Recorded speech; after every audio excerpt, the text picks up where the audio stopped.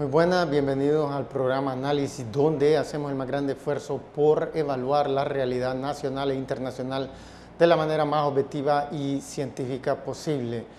Estos últimos días hemos estado leyendo sobre las primeras lluvias en Honduras y también escuchamos que está causando graves trastornos en las ciudades, en otras zonas, porque se desbordan los ríos, la canalización no da abasto, y eso fundamentalmente es como consecuencia de la pobreza del país, que se traduce en presupuestos de pequeño tamaño, de un tamaño muy pequeño, que no hacen posible un flujo de dinero en grandes cantidades suficiente para ningún área, ya sea salud, educación, defensa, seguridad, lo que sea.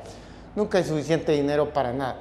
Entonces, ahora, lo que sí nos llama la atención es el hecho de que en estos precisos días, en este preciso momento, hay una inundación en los Estados Unidos, a lo largo del río Mississippi, el río más largo de ese país, la situación es sumamente extrema. Pero ¿qué tan extrema es? Porque ese es un río que todos los ríos tienen una historia de desbordamiento en los Estados Unidos, como es un país donde sí hay bastante dinero. ¿Por qué? Porque ha habido rápido crecimiento económico de una manera general en los últimos 200 años, mientras que en Honduras ha habido tasas de crecimiento raquíticas durante ese mismo periodo de tiempo. Entonces, en los Estados Unidos hay bastante, el presupuesto es el presupuesto más grande de cualquier gobierno del mundo, y hay, de una manera general, bastante dinero para salud, educación, para defensa, para seguridad interna, para infraestructura, etc. Y de una manera general, si bien el país tiene muchas deficiencias, pero comparado a un país como Honduras, todo es mejor: las carreteras, los puertos, los aeropuertos, las escuelas, las universidades, los colegios, los hospitales, las clínicas, etc. Bueno, entonces miramos esta situación, y la situación que se está presentando ahorita en los Estados Unidos, en el Mississippi, es una situación que no es normal. Tenemos unas estadísticas que queremos mostrarle para que tengamos una idea, tengamos en perspectiva, como decía un invitado hace algunos programas, miremos la visión holística de conjunto a través del tiempo, y miramos que desde 1925, esto fue como hace 1 o 2 semanas, los tornados en los Estados Unidos no mataban a tanta gente como en 1925. Entonces, todos los años hay tornados, todos los años. Desde sobre todo hace como 70 años, habíamos visto en los Estados Unidos cada vez disminuir más y más y más la cantidad de muertes por tornado. Pero no solo vimos un gran incremento en este momento, sino que más que en cualquier otro tornado. Y ha ido disminuyendo porque cada vez, como los Estados Unidos cada vez se vuelve más rico, aunque lo haga lentamente en estas últimas décadas, entonces todo es mejor. Las casas, por ejemplo, eran más sólidas, resistían más a los vientos fuertes de los tornados, que sobre todo en el centro de los Estados Unidos son sumamente brutales. Entonces, pero aquí cambió la situación. ¿Por qué? Porque estos tornados eran más fuertes que cualquier otro que se había registrado en los Estados Unidos, y produjeron más muertes que en cualquier otro. Solo en 1925 se produjeron más muertes por tornado. En el momento fueron más débiles los tornados, pero como las casas eran más débiles, entonces mataron más gente. Entonces, la pregunta es ¿por qué? Pero antes de eso, miremos qué otros datos nos dan los otros países del mundo. Y esto es precisamente lo que les estábamos hablando: las inundaciones del río Mississippi en este preciso momento en los Estados Unidos de América. Y miramos que en este momento, mayo del 2011, el Mississippi se ha desbordado de una manera que la última vez que lo hizo tan alto, que las aguas subieron tanto, fue en 1927. Y este es un río que pues siempre hay crecidas fuertes. Pero ¿qué pasó? Nevó y llovió en el norte de una manera inusual, de una manera anormal. Y esto es lo que los climatólogos nos han estado diciendo que ocurre con este fenómeno que se llama el cambio climático. Este aumento de la temperatura global calentamiento global, que le dicen. Miramos que este fenómeno es a nivel mundial. Y alguien dice, no, pero aquí solo nos ha mostrado estadísticas de los Estados Unidos. Pero no, miramos que en otros países también se presenta esta situación. Y miramos que en Alemania, en el 2002, las aguas subieron a un nivel, también en países vecinos como Polonia, la República Checa. Las aguas de los ríos subieron a cantidades que nunca se habían visto en 700 años. Miren, hay cosas que no se pueden, como por ejemplo la temperatura del planeta comenzó a medirse por primera vez hasta finales del siglo XIX, hasta hace como 130 años comenzó a medirse por primera vez. Antes no existían termómetros fiables y a nadie se le había ocurrido medirla. Pero las aguas desbordadas de un río, etcétera, de un país, se pueden medir porque la gente subía hasta cierto punto y la gente le ponía una marca en algún edificio emblemático, como por ejemplo catedrales, iglesias, cosas así que han durado, que tal vez tienen 1500 años de existencia, cosas así. Entonces hay récords todavía más largos y miramos que en 700 años las aguas nunca habían subido tan alto.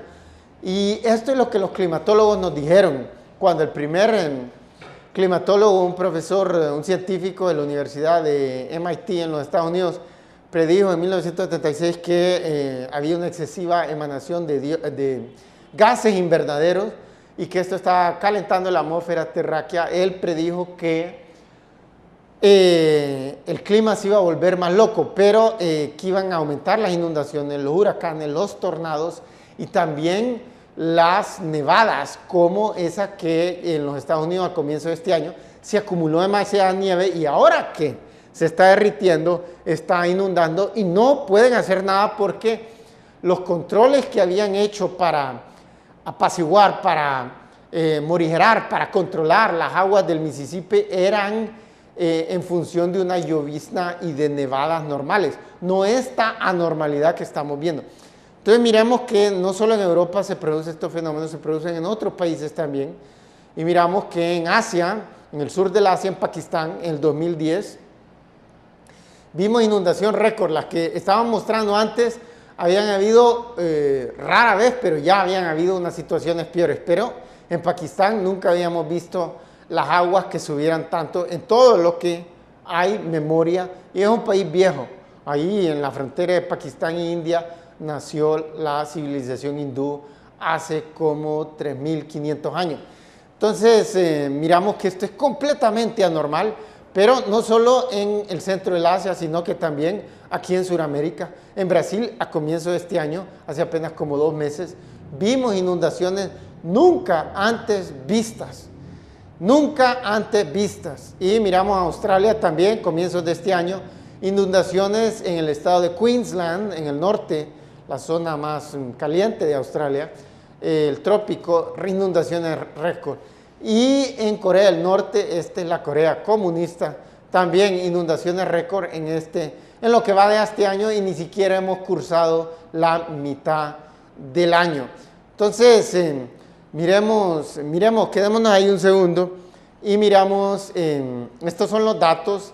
En 1998, a raíz del aumento continuado de la temperatura global, de los datos que se acumulaban, las Naciones Unidas fundó un panel que se llama Panel Intergubernamental del Cambio Climático, PICC en español, y ellos concluyeron que en 1950, en la segunda mitad del siglo XX, la temperatura global, como consecuencia del aumento de la emisión de gases invernaderos, aumentó en la mitad de un grado centígrado, aumentó en la mitad de un grado, en 0.5. La cifra precisa es 0.45. Olvídenlo, vamos a redondear a eso, 0.5. Y los científicos, los climatólogos, cada vez hay más, siempre hay unos poquitos que dudan, pero cada vez se suman más a los que dicen que hay cambio climático y que es producido por el ser humano. Dicen que si siguen las emisiones de gases invernaderos va a aumentar en 4%. Entonces, estamos a comienzos del siglo XXI y miren estas situaciones récord que se están produciendo en el mundo. ¿Se imaginan si la temperatura aumenta 4%, 4 centígrados? Es la hecatombe, se derriten los dos polos, el Ártico y la Antártida, y esa cantidad de hielo se derrite, el hielo en Groenlandia, y eso inunda todas las ciudades de la costa de todos los países del mundo. Okay, lo que es Nueva York, lo que es Los Ángeles, lo que es Seattle, lo que es Cortés, Tela, Ceiba, Trujillo, Amapala, desaparecen del globo terráqueo. Ahí no va a poder vivir nada, completamente inundado. Mostremos lo que sigue, pero la cosa es más grave. Si aumenta, como se predice, y si hay alguien que le podemos creer es a los científicos, porque esos nunca se han equivocado. O sea, los errores de ellos es cuando no es ciencia realmente, cuando los datos son débiles. Pero aquí cada vez se hacen más estudios y todos los estudios, todos los datos cada vez refuerzan más y más y más. Entonces, si la temperatura aumenta con 4 centígrados en este siglo, se van a morir más de la mitad de todas las especies de plantas y animales. Regresemos al estudio. Entonces, miramos una situación sumamente cataclismática, sumamente apocalíptica, porque esto es una situación grave. Miren, más de la mitad de todos los productos farmacéuticos, cuando ustedes van a una farmacia, más de la mitad de todos los productos farmacéuticos son derivados de plantas y animales, sobre todo de plantas. Una gran cantidad de antibióticos, una gran cantidad de otros productos, la aspirina, por ejemplo, de la corteza de un árbol, y así sucesivamente. Bueno, vamos a hacer una pausa comercial y cuando regresemos vamos a continuar con más de esta situación. ¿Por qué? Tenemos que aclarar esto porque prácticamente nadie está hablando de este tema y este tema es esencial para salvaguardar cosas como simplemente la existencia de este país. Pronto podríamos ver desaparecer una gran cantidad de territorio de las costas, pero antes de que pase eso vamos a ver más inundaciones, más sequías, más huracanes cada vez en mayor cantidad y cada vez más fuertes. Eso ya lo hemos visto, pero esto es el comienzo nada más, se va a volver todavía más grave. Así que no se vayan, que ya regresemos con más datos importantísimos sobre algo que va a determinar su vida en los años que siguen. Ya regresamos. Bueno, ya estamos de regreso y estamos hablando de cambio climático, de calentamiento global. Es una realidad, es un hecho, es indubitable, incuestionable. Todas las asociaciones de ciencia de todos los países del mundo lo han reconocido, todas, sin excepción. Los únicos que pasan negándolo, como la compañía de televisión Fox, que las compañías de petróleo y el carbón les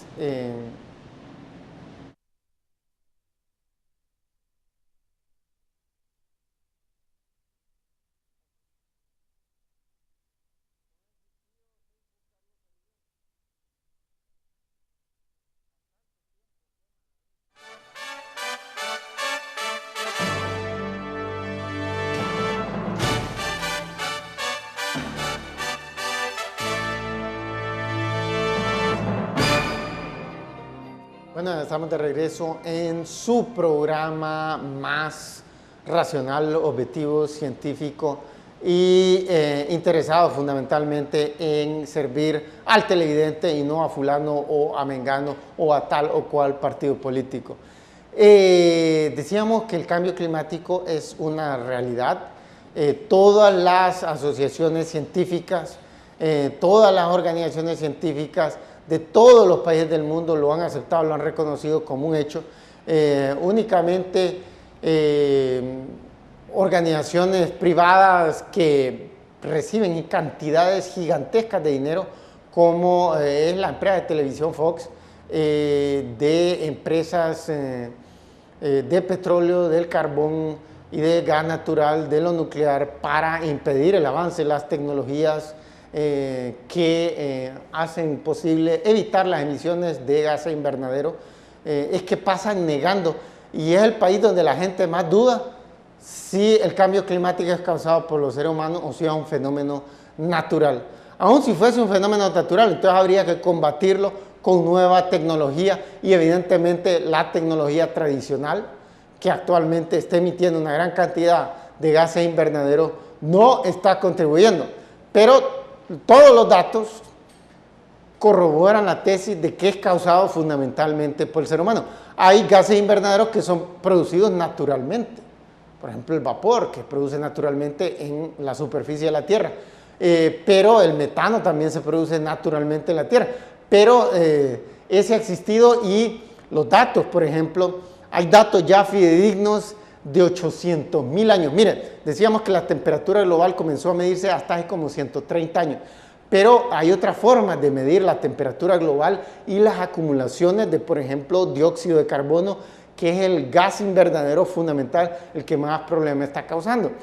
Entonces, lo que han hecho los científicos, han ido a la Antártida o al Ártico, lugares bastante puros, los menos contaminados del planeta, y han perforado hasta profundidades sumamente grandes, lo cual ha permitido extraer unos cilindros de hielo, hielo que ha estado congelado por cientos de miles de años. Entonces han regresado 800.000 años en el pasado, y los datos de acumulación muestran que toda la historia de la humanidad, de esos 800.000 años, nunca ha habido una acumulación tan grande de dióxido de carbono como el que tenemos en este momento. Entonces, cada vez se acumulan, hacen estudios de diferentes ángulos, no solo mediciones de temperatura cada vez más precisas, mediciones de la fuerza de tornados, de huracanes, de nevada, etc., sino que también este tipo de análisis con perforaciones en los polos, que dan otro tipo de información que también corrobora todo, es como una gran cantidad de ríos que contribuyen al grande, y finalmente se forma un gran caudal, y todo conduce al mar. Y el mar sería que existe cambio climático, existe calentamiento global causado por gases invernaderos producidos por el ser humano. ¿Cuáles son esos gases invernaderos? Pues son 5. Está el dióxido de carbono, que es el fundamental, está el metano, que es el segundo más grave, está el óxido nitroso, está el ozono, y están los clorofluorocarbones. Entonces, de lo que se trata es de reducir la emisión de estos gases lo más posible. ¿Cuánto se puede reducir? Pues los datos nos dicen que ya se puede reducir completamente, eliminarlo completamente. Hoy día, pues la tecnología eólica y tecnología solar es competitiva al kilovatio hora con estos precios altísimos del petróleo. Pero aún si caen los precios, no importa, no importa. Esta es una cosa que no, por ejemplo, el último huracán Mitch, que fue más brutal que los anteriores, mató 14.000 personas. ¿Cómo medimos la vida, el precio? No se puede medir la vida de una persona. Podemos medir, le llevó la casa, le destruyó el automóvil, entonces podemos cuantificar exactamente cuánto está valorada la casa, el automóvil, etc. Sus pertenencias que tenía, la ropa, todo lo podemos medir con precisión. Pero una vida humana, ¿cómo la medimos? La persona que sobrevivió pero que perdió un familiar, ¿cómo sobrevivimos el estrés, el trauma psicológico que cada persona va a padecer por el resto de su vida? Por esta situación anormal, estas muertes que no se hubiesen producido si no hubiese habido cambio climático. Entonces miramos esta situación de los tornados en los Estados Unidos, y que miramos casas de madera, pero más sólidamente construidas que antes, se las llevó. Casas de cemento y metal de varilla, y las derribó. Tornados en la escala 5 que rara vez se vean, se vieron varios, nunca se había visto eso. Se miraba uno en la escala 5 allá a las cansadas, aquí vino y golpeó al centro de los Estados Unidos varios de un solo. Entonces, claro, esta cantidad de muertos, esta destrucción sin precedentes.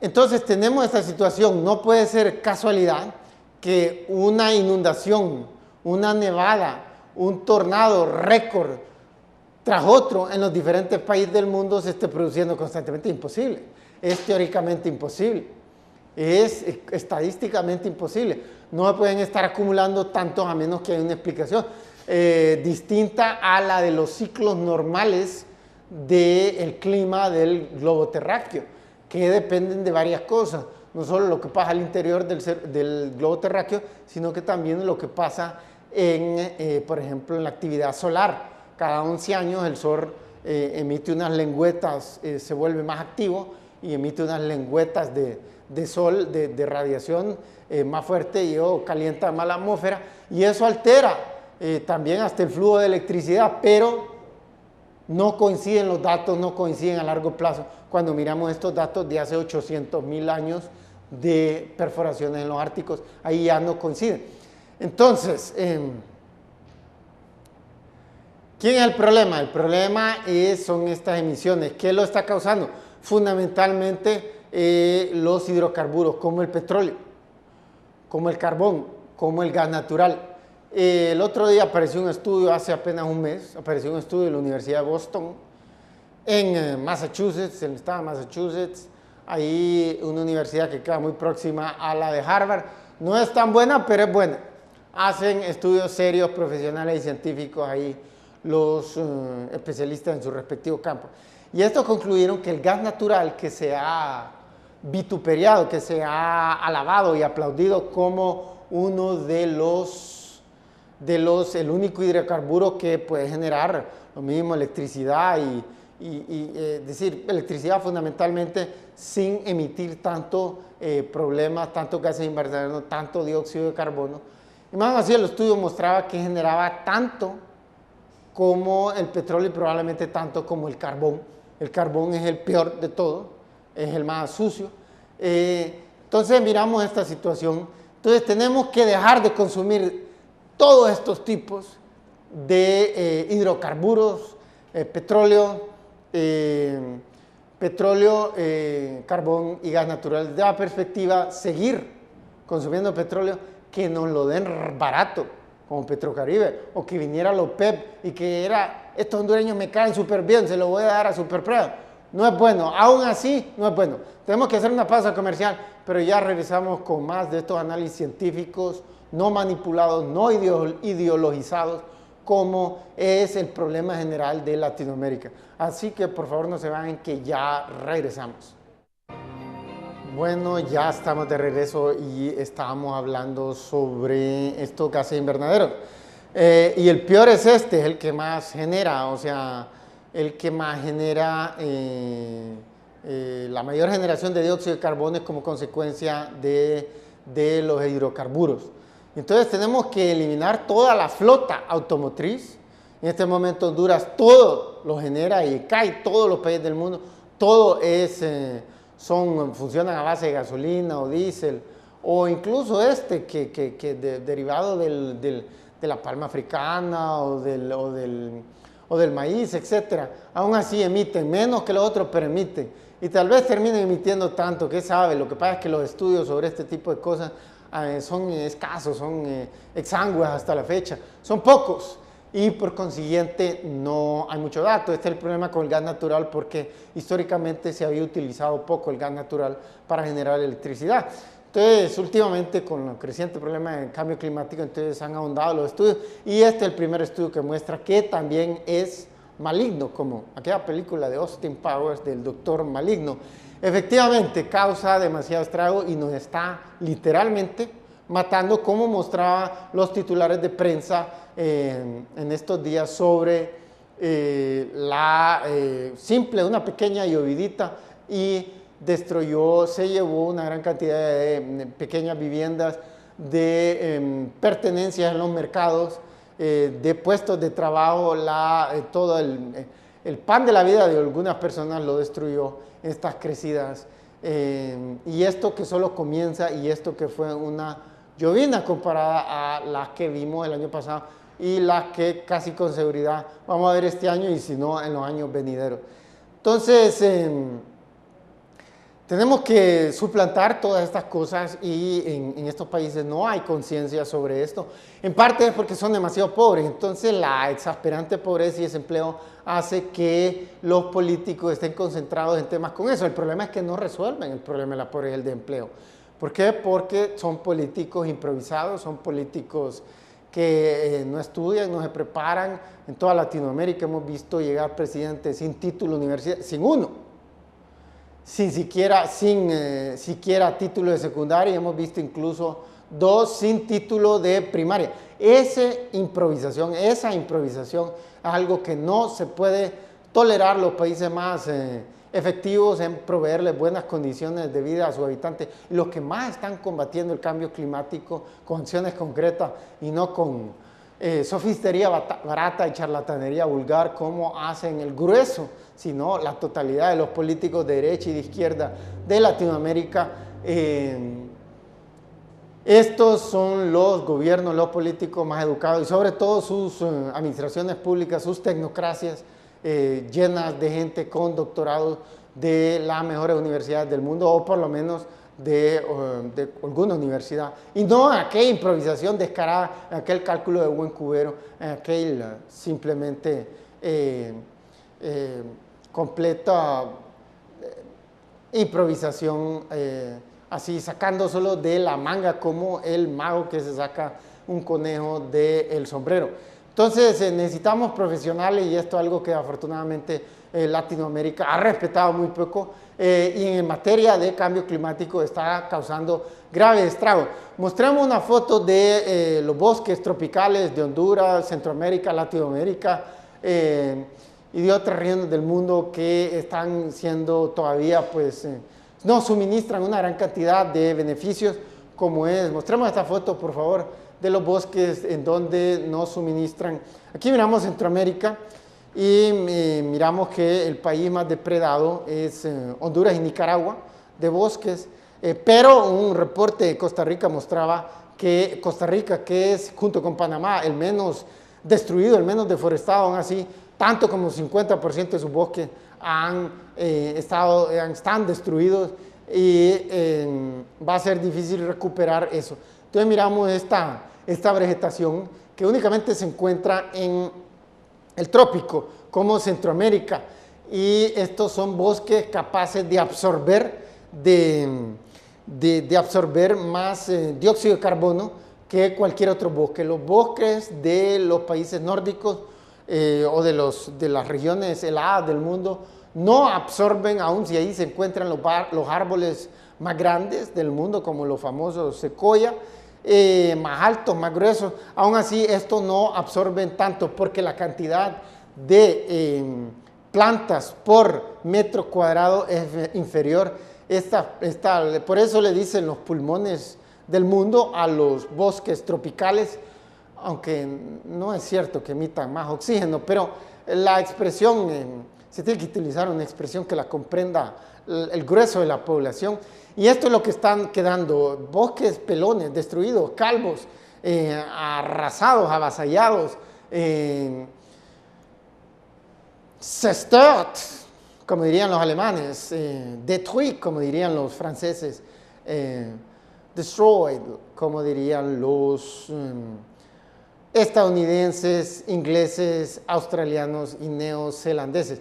Es una destrucción masiva, sistemática, una gran cantidad la hacen grandes compañías, grandes consorcios, otro el crimen organizado, otro los pequeños campesinos que queman para hacer espacio para sus cosechas.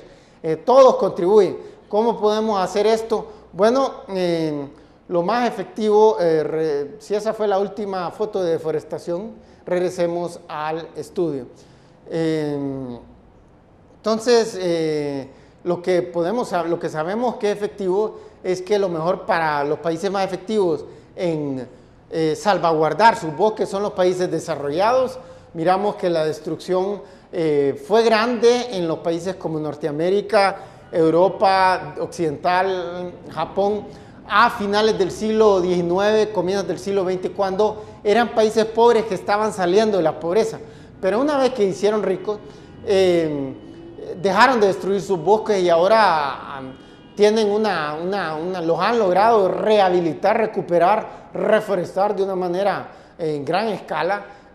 No tienen la salud ideal, pero sí se han recuperado enormemente. En cambio, aquí en Centroamérica, en Honduras, Centroamérica, Latinoamérica, el sudeste asiático, sur del Asia, sudeste asiático, el África ecuatorial, que son las regiones, el norte de Australia no, pero esas tres regiones que vemos ahí, países pobres, países en vías de desarrollo, países del tercer mundo, y ahí estamos viendo una destrucción sin precedentes en la historia de la humanidad.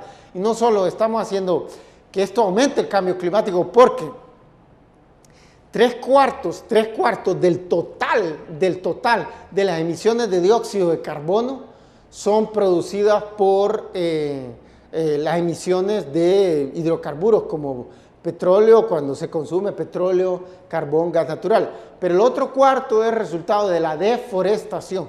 Entonces, por encima de eso, esos bosques cuando se queman, cuando se cortan, entonces generan dióxido de carbono, pero por encima de eso ya no van a ser como un amortiguador, o ya no van a absorber el dióxido de carbono emitido por ejemplo, los escapes de los automóviles de combustión interna, que es lo único que tenemos acá. Entonces, eso tenemos que poner fin a la deforestación. Honduras, Centroamérica, Latinoamérica puede contribuir enormemente a disminuir y cambiar el curso de la historia climática de Honduras, del mundo, perdón, si le pone freno a esa destrucción masiva de los bosques.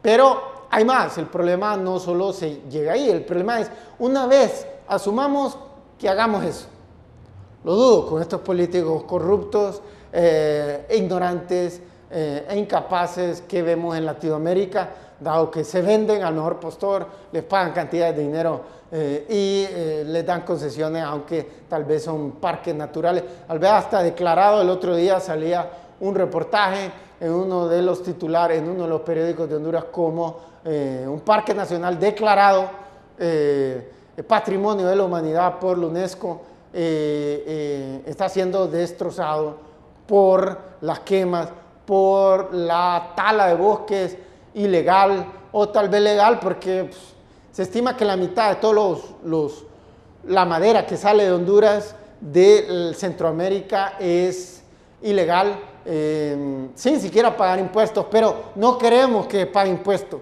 Esta es una cosa que tiene que ser preservada única y exclusivamente. Los países no ocupan los bosques para generar rápido crecimiento económico, que es lo único que genera progreso a los países, que saca a los países de la pobreza y el de empleo.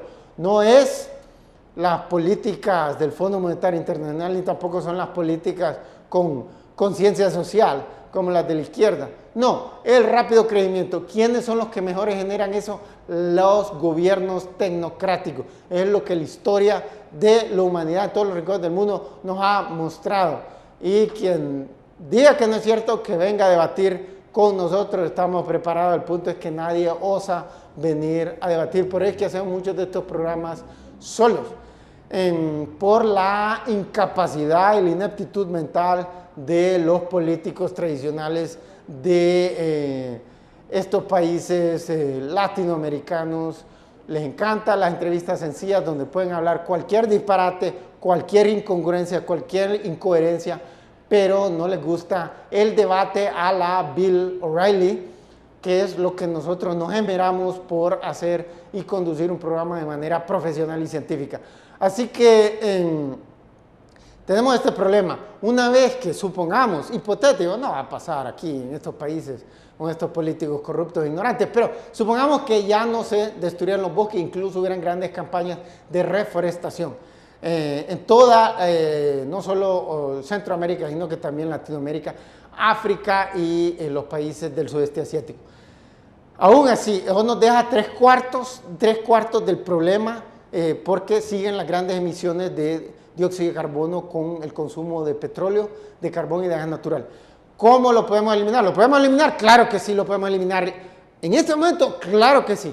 Les vamos a mostrar en unos segundos cuando regresemos después de la pausa comercial. Así que por favor no se vayan, que ya regresamos.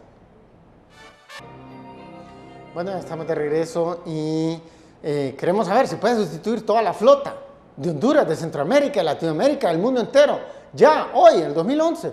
Claro que sí. Miren, sabemos que queremos mostrarles una foto de unos automóviles que han aparecido recientemente, debutaron en este año, el 2011, en enero. Este es el Nissan Leaf, el Nissan Hoja, en inglés Leaf Hoja, y un carro así, un sedán normal con capacidad de 4 o 5 personas, un carro normal, y ya está a la venta, y este es completamente eléctrico. O sea, un país que genera su electricidad con molinos de viento, eólica, y con paneles fotovoltaicos con energía solar, es un país que podría convertir toda su flota a este tipo de automóvil y no consumir más gasolina, diésel o lo que sea, o generado por plantas.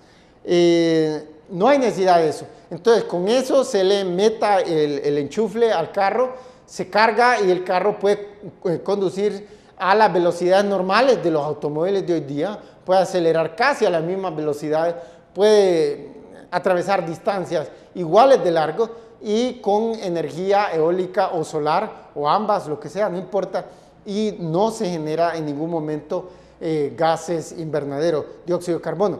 Entonces, mostremos el que sigue. Este es el Mitsubishi Mief, y debutó también este año. Este ya es un automóvil de producción en serie, ya con una capacidad para transportar personas y equipaje considerable, y van a salir en cuestión de este año, el próximo, ya automóviles mucho más grandes, con mayor capacidad y eventualmente buses, pero ya un país puede sustituir por lo menos todos sus automóviles de ese tipo con esto. Tenemos otros, son menos atractivos, obviamente. Mostremos lo que sigue. Este es el Think City, un automóvil finlandés creo que es, pero este solo tiene capacidad para 2 personas. Este no es viable realmente, al igual que el que sigue, que es el Tesla.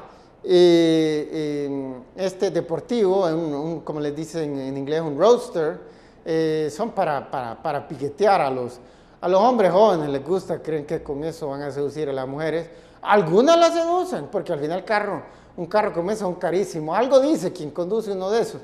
Pero bueno, regresemos al estudio.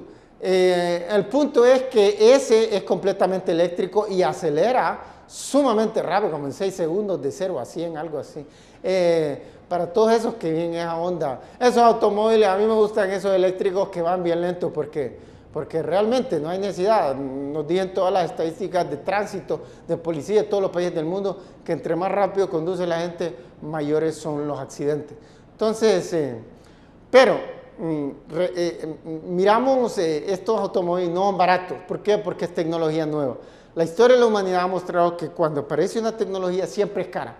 Siempre es cara, y con el tiempo la tecnología se calibra y se reducen costos de producción, al punto de que algo, por ejemplo, que ha caído el precio de una manera espectacular, todos lo hemos sentido de un año a otro, a veces en menos tiempo, son los celulares, por ejemplo, la telefonía celular, las computadoras portables han caído a una velocidad espectacular, se han vuelto ya artículos de consumo popular, por lo menos en todos los países desarrollados, e incluso en países tercermundistas como estos de Centroamérica.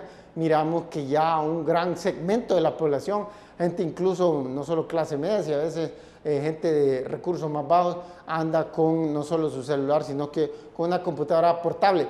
Entonces, miramos esto, ¿por qué? Tecnología de costos que está reduciendo muy rápidamente. Eso depende de las políticas del gobierno, un fenómeno que hemos visto a nivel mundial. Y miremos los costos, tenemos unas estadísticas sobre precios. Miramos ponemos el Nissan Versa porque el Nissan Leaf lo construyeron con la misma carrocería del Versa. O sea, porque ellos están sabían que la batería es carísima, porque utiliza unos componentes químicos, utiliza unos